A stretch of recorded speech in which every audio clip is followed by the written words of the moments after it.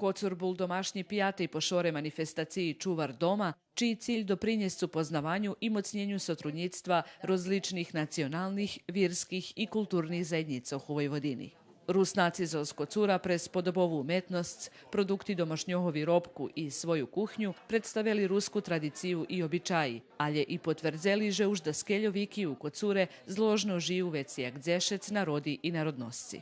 Mi vše bešedujeme o tym, że jak mi treba, żebyśmy poznawali cudzy kultury, my ich i poznamy, ale my musimy insistować, lebo pohľadovať, żeby się nasza kultura upoznala. Dneska sme mali nahodu, že prišli dobronamirni ľudia, ktorí žadajú upoznať našu kulturu.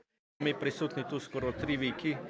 Prešli sme všetky v jedno, i rižni, i dobri, i da ne pojem jaki všetku podži, a i dalje sme v jedno. To znači, že naše korenje na telju poprepletani i to nam dava možljivost, že se normalno i rozlikujeme, ali všelijak počitujeme i tih drugih. Manifestacija je zakončena z zajednickim koncertom školjarov z osnovnej školi, kulturno-umetnickih društvoh Žatva i zavičajne vrelo z Kocura i dvoch gostujucih folklornih ansambloh z Bečeju i Radičevića. Projekt Čuvar doma, kotri potrimala i delegacija Evropske unije u Srbiji, ma za cilj po konjec junija 2020 roku promovovac i povjazac 12 vojvođanskih mesta u Banatu, Bački i Srime.